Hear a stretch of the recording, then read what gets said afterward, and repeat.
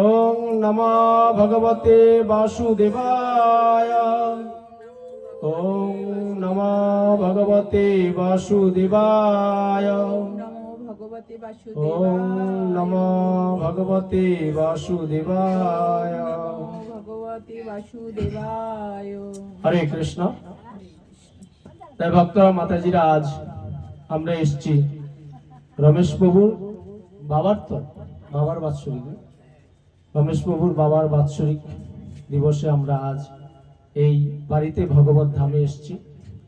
ভগবত ধাম কলিযুগে অত্যন্ত প্রয়োজন, কারণ চারিদিকে যে মানুষ সৃষ্টি হয়েছে, ভগবান শ্রীকৃষ্ণ যুগে যুগে তার 6টা অবতারের মাধ্যমে এসে মানুষকে মুক্তির রাস্তা দেখিয়ে গেছে।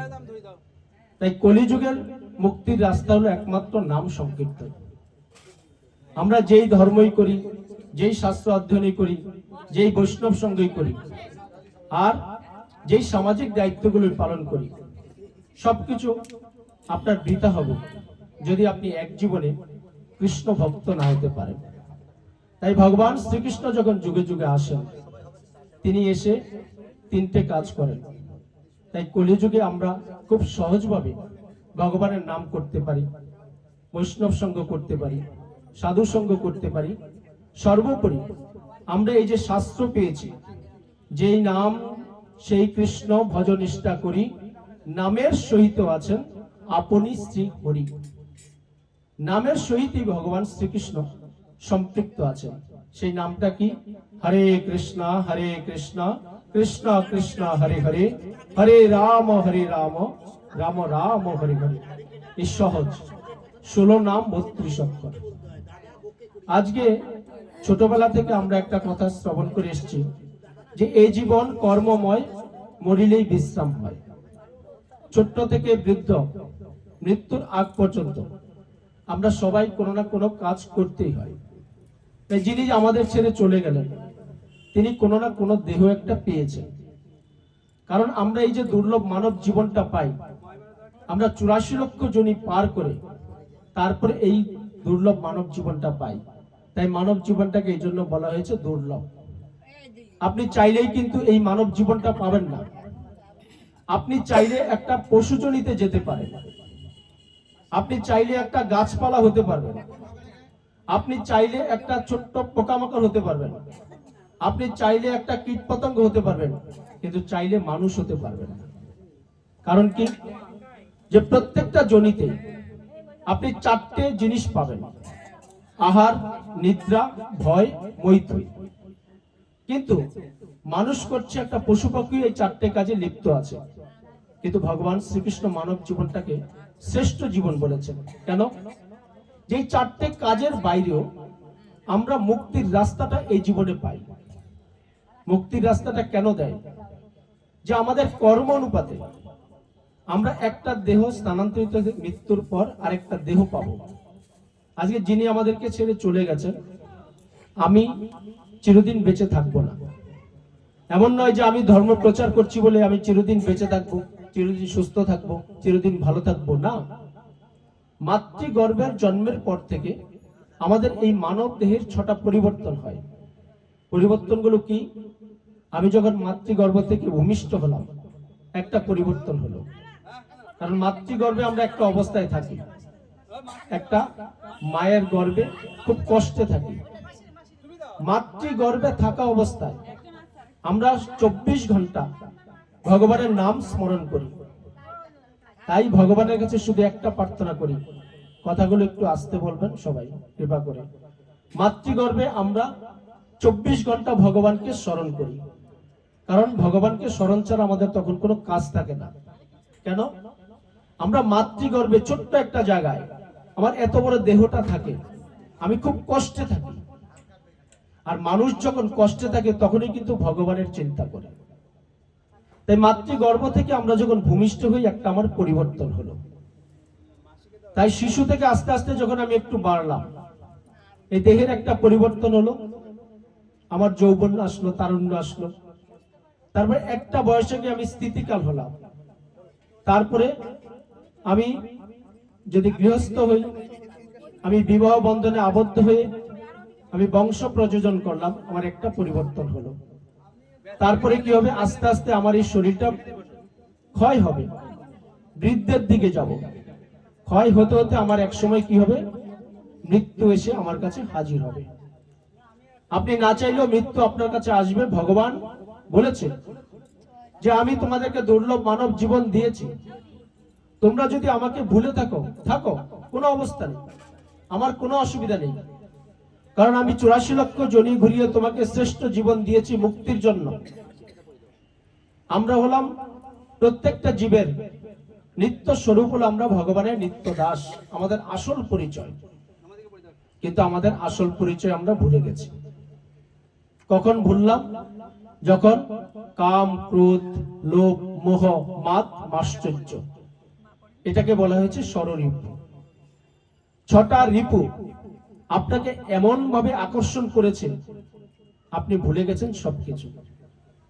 তাই ভগবানকে যদি আপনি বেঁচে থাকতে স্মরণ নাও করেন, ভগবানকে যদি পূজা নাও করেন, মন্দিরে আপনি যদি নাও যান, গঙ্গায় গিয়ে পবিত্র তীর্থে তিথিতে যদি স্নান নাও করেন, কোনো অসুবিধা নেই, ভগবান আপনার কাছে আসবে।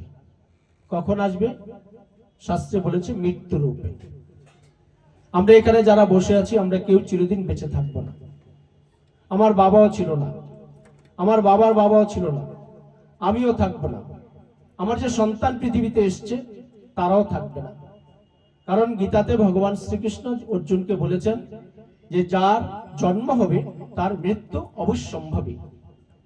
তাই এই দুঃখালয় পৃথিবীতে কলিযুগটা হয়েছে ভগবান শ্রীকৃষ্ণের নিকৃষ্ট একটা সৃষ্টি। কারণ কি? এই যুগে ভালো কিছু সংস্থাপন হয় না। গুরু পরম্পরা আচার্যরা ব্যক্ত করেছেন যে কলিযুগটা হলো অধর্ম সংস্থাপনের যুগ, কলিযুগটা হলো একটা দুঃখালয় যুগ, কলিযুগটা হলো একটা নিকৃষ্ট যুগ। তার কারণটা কি? আমরা যদি রাস্তায় ভালো কিছু একটা দেখি, দেখবেন আমাদের মনে কিন্তু ভালো কোনো মন্তব্য আসে না, খারাপ মন্তব্য আসে। এটা কলির প্রভাব। আজকে দেখবেন যারা ন্যায্যভাবে উচ্চ শিক্ষায় শিক্ষিত হলো, তারা চাকরি পাচ্ছে না। তারা কলকাতার রাজপথে তাদের হকের চাকরির জন্য বছরের পর বছর তারা লড়াই করে যাচ্ছে। আর যারা শিক্ষিত নয়, যাদের কোনো জ্ঞান নেই, তারা বড় বড় চেয়ারগুলো দখল করে আছে। এটা হলো কলির প্রভাব। এই ভারতবর্ষ কেন, বদ্ধভূমি, যারা ভাগবত অধ্যয়ন করেছেন, ভাগবতের প্রথম স্কন্ধে আছে অর্জুনের নাতি অভিমন্যু এবং উত্তরাচ্ছেলে পরীক্ষিত মহারাজ, তিনি সহস্রগ্রা সারা পৃথিবীর অধীশ্বর ছিলেন, রাজা ছিলেন। শুধু স্থাবর নয়, জঙ্গম নয়, তিনি সমস্ত জলেরও রাজা ছিলেন। তাই সেই পরীক্ষিত মহারাজ যিনি সারা পৃথিবী শাসন করতেন, আর আজকে দেখা গেছে আমরা একটা হিন্দুস্তান, ভারতবর্ষ আমরা সঠিকভাবে পরিচালনা করতে পারছি না। তার প্রধান দুর্বলতা কোথায়? আমাদের মধ্যে কৃষ্ণ চেতনা, কৃষ্ণ ভাবনা নেই। আমরা 3টে জিনিস কোনোদিন জানতে চাই না। কোন আপনার অক্সফোর্ড ইউনিভার্সিটি, কোন বিশ্ববিদ্যালয়, কোন শিক্ষা প্রতিষ্ঠান নেই পৃথিবীতে যে 3টে জিনিস সম্পর্কে আপনাকে সঠিক জ্ঞান দিতে পারবে। আজকে আমার বয়স 40-42 হয়ে গেল।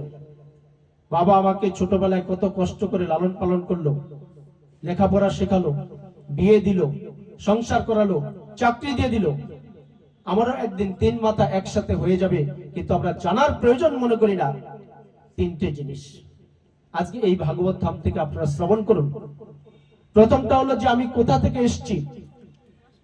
আজকে এখানে যত ভক্ত মাতাজি আপনারা বসে আছেন, এই রমেশ প্রভুর ভাগবত ধামে তারা কি একবারও জিজ্ঞাসা করেছিলেন যে আমি কোথা থেকে এসেছি? আমরা কেউ জিজ্ঞাসা করি না। তাই আগে জানতে হবে আমরা কোথা থেকে আসি। আমরা কি শুধু বাবা মার মাধ্যমে আসি? শাস্ত্র বলছে না। বাবা মা হলো একটা মাধ্যম, একটা মিডিয়া। আপনারা যখন কোনো সিনেমা দেখতে যাবেন, তখন দেখবেন সঠিক টাইম হলে, যখন আলো জ্বলে, পর্দার মধ্যে বিভিন্ন রং বেরঙের চিত্রনাট্য তারা তুলে ধরে। কেন? পর্দাটা ছিল এবং তার মধ্যে কিছু চিপের মাধ্যমে সেই সিনেমাটা লোডিং করে রেখেছে। পর্দাটাই শুধু সিনেমা নয়, তাই তদ্রূপ ভগবান শ্রীকৃষ্ণের গোলক বৃন্দাবন থেকে যদি তার সঠিক দৃষ্টিপাত না হয় মাতা এবং পিতার উপর, আমরা তাহলে কখনই আসতে পারতাম না, এই ভূমিষ্ঠ হতে পারতাম না। তার সঠিক প্রমাণ হলেন কর্দম মুনি। ভাগবতের 3য় স্কন্ধে আছে, তিনি 25 বছর সন্ন্যাস ধর্ম ছিলেন। তাই ভগবান বিষ্ণু যখন তার সাধনায় সন্তুষ্ট হলেন, তখন কর্দম মুনিকে জিজ্ঞাসা করেছে, তুমি কি চাও? বলছে, প্রভু আমি বিয়ে করতে চাই। শাস্ত্রে আছে যে কলিযুগের বয়স হলো 100 বছর। তাই 4টে ভাগে আপনার জীবনটাকে ভাগ করে দিয়েছে আমাদের গুরু পরম্পরা আচার্যগণ। 1 থেকে 25 বছর হলো ব্রহ্মচারী জীবন, 25 থেকে 50 হলো গৃহস্থ জীবন, 50 থেকে 75 হলো বানপ্রশস্ত জীবন, আর 75 থেকে 100 বছর হলো আপনার সন্ন্যাস জীবন। কিন্তু আজকে সেই 4টে প্রথা আমরা কেউ মানতে পারছি না। তাই আপনি যদি 1 থেকে 25 বছর ব্রহ্মচারী হন, কোন মন্দিরে যদি আপনি যান, আপনি সংসারে আসতে পারবেন, তার যথেষ্ট প্রমাণ হলেন কর্দম মুনি। তাই তিনি যেন ভগবান বিষ্ণুকে বললেন যে আমি প্রভু বিয়ে করতে চাই। কেন চেয়েছিলেন? তার সাধনার এত বল ছিল, তার কাছে হাজার হাজার লক্ষ লক্ষ টাকা ছিল না, তার কাছে সুন্দর প্রাসাদ ছিল না, তার পরনে কোনো দামি জামা কাপড় ছিল না, গলায় দামি সোনার চেনও ছিল না। তার কাছে একটা পাওয়ার ছিল, সাধনার পাওয়ার। দীর্ঘ 10,000 বছর সাধনা করেছে কর্দম মুনি। তারপর মহাবিষ্ণু জিজ্ঞাসা করলো, ঠিক আছে তুমি যখন সংসার করতে চাও করবে। কেন সংসার করতে চেয়েছিল? যে তিনি ভগবানকে সাধনার বলে তিনি ধরাধামে নিয়ে আসবেন। সেই কর্দম মুনি ভগবানকে এনেছিলেন। কর্দম মুনির সন্তান এলেন কপিল দেব ভক্তর মাতাজিরা, ভগবানের একজন অবতার। তাই মৃত্যু যখন আমাদের অবশ্যম্ভাবী, তাই আমাদেরকে প্রথম জানতে হবে যে আমি কোথা থেকে এসেছি। জীবের স্বরূপ হলো নিত্য দাস। আজকে আমার নাম সুজিত নাহা নয়, আমি কৃষ্ণের দাস সুজিত নাহা। আমরা প্রত্যেকটা এখানে সবাই দাস। আমরা যদি এই দুর্লভ মানব জীবন বৈষ্ণব সঙ্গ, শাস্ত্র অধ্যয়ন, সদ্গুরু তত্ত্বাবধানে থেকে যদি সার্থক করতে পারি, তাহলে শাস্ত্রে আছে আমাদেরকে স্বর্গে যেতে হয় না, আমরা সরাসরি ভগবত ধামে যেতে পারি, যেখানে সচ্চিদানন্দময় ভগবান শ্রীকৃষ্ণ হাজার হাজার লক্ষ লক্ষ লক্ষ্মী দেবীর আরাধনায় তিনি পূজিত হচ্ছেন। তাই সেখানে গেলেও আপনি দাস। আপনি ভাববেন না যে ভালো সঙ্গ করেছেন, ভালো কাজ করলেন, ভগবানের কাছে গেলেন, মনে হয় প্রভু থেকে মহাপ্রভু হয়ে গেলেন। না, আপনি মর্তে থাকেন, আপনি স্বর্গে থাকেন, আপনি নরকে থাকেন, আপনি দেবতার শরীর প্রাপ্ত হন, আর আপনি মহাপুরুষ হন, আমাদের প্রত্যেকের পরিচয় হলো আমরা দাস। নিত্য দাস কার? ভগবান শ্রীকৃষ্ণের। তাই প্রত্যেকটা মানুষ, আমরা এই 84 লক্ষ জনি ঘোরার পর যে মানব জীবনটা পাই, আমরা গোলক বৃন্দাবন থেকে সরাসরি ভগবান শ্রীকৃষ্ণ আমাদেরকে মুক্তির জন্য তিনি এই দুর্লভ মানব জীবন দেন। তাই প্রথম কাজ হলো আমাদেরকে জানতে হবে আমরা কোথা থেকে এসেছি। তাহলে আমরা এখন জানলাম যে আমরা ভগবানের কাছ থেকে এসেছি, ভগবানের আমরা নিত্য দাস। আর দ্বিতীয় হলো যে কি করা আমার কর্তব্য। আজকে আমি সংসার করলাম, ছেলে মেয়েকে মানুষ করালাম, স্ত্রীকে দামি দামি শাড়ি গয়না সবকিছু কিনে দিলাম, বাবার ভরণ পোষণ সবকিছু করলাম। সর্বোপরি ভগবান শ্রীকৃষ্ণ অর্জুনকে বলেছেন 4th অধ্যায়ে,